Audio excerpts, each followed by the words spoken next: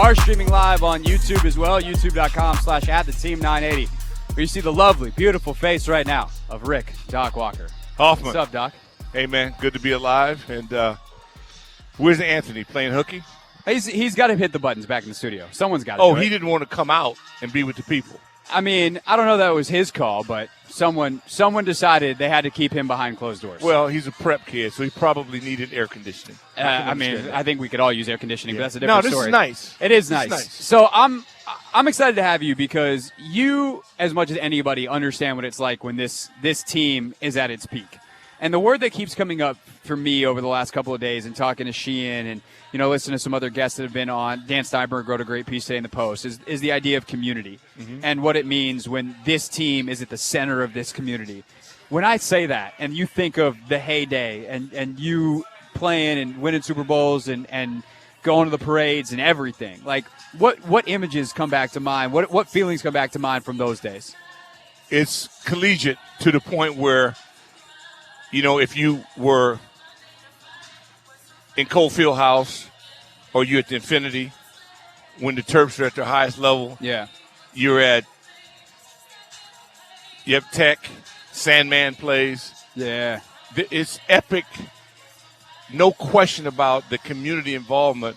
We had a collegiate environment in a city that hosts the President of the United States. Yeah.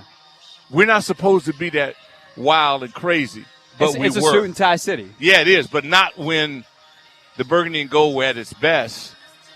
Everybody was in for one thing, and that was about support of the team. No matter the outcome, it was about support. Because, we don't play. We can talk all we want to talk. We don't give them a point. We don't take away a point.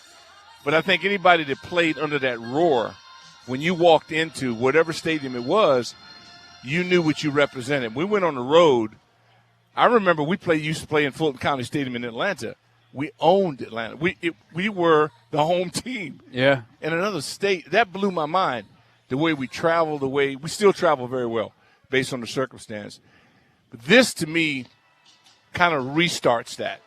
And I don't want to give fans who quit an out because literally they quit. And Cleveland hadn't quit.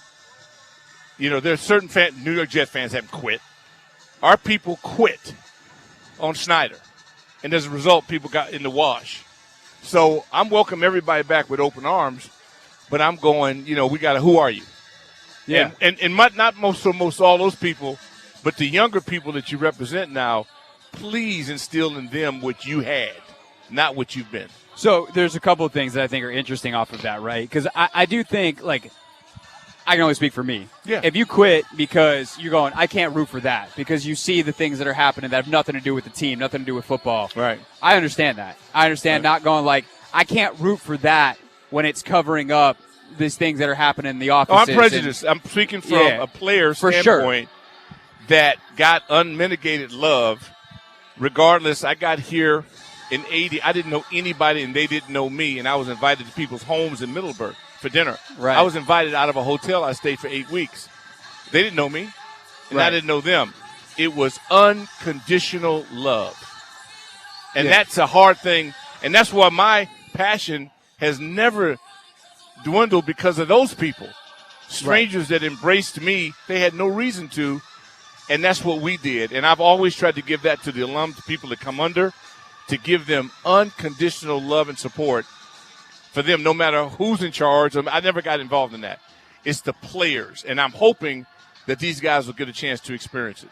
Yeah, and that's what I would say, too, is the players felt that, whether, you quit because of them and the fact that they weren't winning football games or not, the stadium dwindled not only in its fullness but in its capacity, right? It was a 90,000-seat stadium when it opened. That's 64 now, 52 now, whatever it is. Maybe. They don't fill it either way. Not including our people. Right. That's what the help of Giant fan. They put the tarps over. It ain't even possible like Jacksonville. Anymore. Right. It's an embarrassment. And so I guess the question becomes, and Dan wrote about this today in the Post. I thought it was really interesting. Times have changed. The way we all communicate has changed. The way a community comes together has changed. A lot of things have changed around the team. Nevertheless, the change is within the team. So what, to you, when you've traveled with the team and go to road stadiums and you think of other fan bases, What's the model? Like, what can this team become? Or can this team be something that these other teams don't even dream of? Well, it's Buffalo. It's the Mafia. Yeah. It's Chicago Bears. The Bears are awful. Have been for a long time. Their fan base is still dominant. In other words, what I'm saying is that you can hate the evil empire. But you have to also say, but you're hurting the kids. My thing is never take anything personal. I want to support the guys that put that uniform on. No matter what it looks like, I got to support them because I was supported that way. It's unconditional. There's no excuses. Support them 100%. And they'll feel it. And they'll respond to it. The Wild Bunch, the special teams. I mean, it all starts with the kickoff or the kickoff return. That used to be everything to us. We want to receive because we're getting yardage or score. It was a weapon. Now they're fair catching and they're catching punts, and it's ridiculous. We got to bring that back as a tool, and I think that'll happen. The coverage teams that were here, they were legendary guys covering kicks.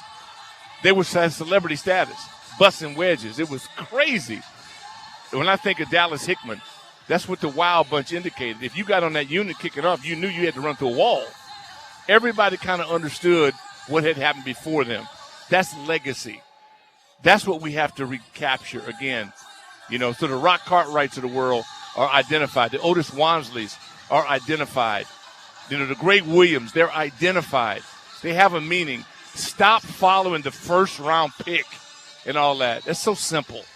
We had substance. Everybody knew the entire roster, and they knew what they accounted for, whether they were undrafted free agent, whether they got off a bus and took a cab to get there. It didn't matter. Do you think there are guys on this roster right now that can lead that next generation of what it meant? And, let me even take a step back, Don. What does it mean right now to be a Washington Commander? For you, if I asked you that question, what did it mean for you to put on that uniform when you played?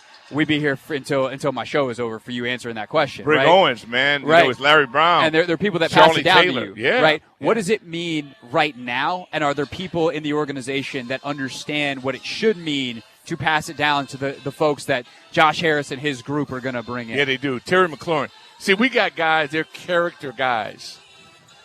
Even through the chaos, you respect them. We got quality guys, man. And so that's why this is going to be an easy transition, because it's not like we got a team full of jerks. We got some guys that have character, that fight. It's the same guys that in Ron's reign, they've done some incredible things a couple times. They went to Pittsburgh and beat an undefeated team. That same group of this interior people went to Philadelphia and beat an undefeated team. Right. You can't do that accidentally. You got something about you that makes you a little different, makes you special. And so that's what I believe in, because they have enough pieces, the Cam Curls of the world. They have enough pieces to pull this off. Now, they got to be blessed with health. Sure. You can't expect guys, third-team guys to do it. But I don't feel sorry for them. I think they're capable of getting it done. They just got to get into it.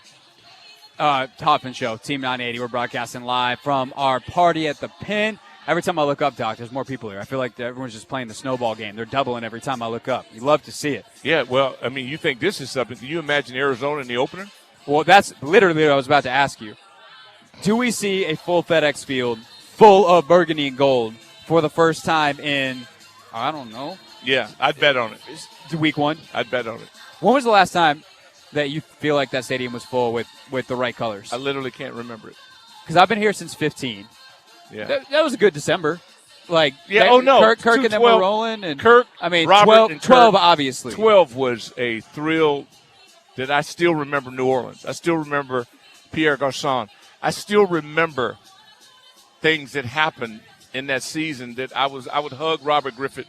He must have thought I was an idiot because I was so excited because I saw that as the beginning of a return to glory. My whole moniker for this thing is that Operation Return to Glory. And I'm going to stick with that, and I believe that we've been teased with it. That happened. Kirk did it, and I remember it. I remember Jackson. I remember these things vividly, and then it's kind of like nothing. We've been teased a little bit, and those teams that win and beat undefeated teams on the road shows you what they're capable of. Yeah. Let me ask you this on the way out. I'm sure when you were playing, the nature of players is I don't care what's going on around me. My head's down. I'm going to do my job. I don't care who the owner is. Mm-hmm. But you've been in this role for a long time now. Mm-hmm. You got to see a front row seat for the deterioration of the franchise. Mm-hmm. Where does ownership matter, and how does Josh Harris be a positive influence where Dan Snyder so clearly was not? Structure. It depends on how you build a football team. I saw a general manager in charge of football. I don't think it's possible for a coach to be in charge of football because you have too many emotional ties. I can't ask you to ask a man to damn near die for you and then tell that man he's out. That's too impersonal, and they don't.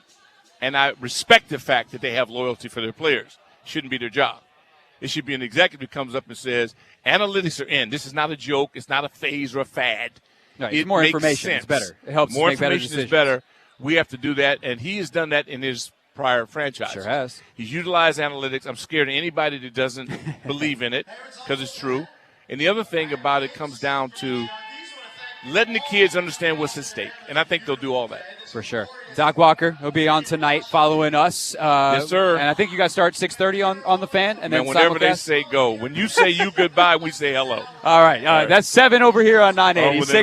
6:30 over on the fan following Grant and Danny simulcast. You got it. Appreciate you. That's Doc Walker with us. You hear Cake saying what's up in the background. When he puts down that microphone on the stage, he's going to join us.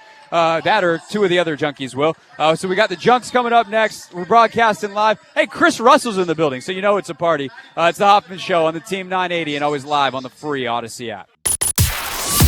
This is the Hoffman Show on the Team 980 and the Odyssey app.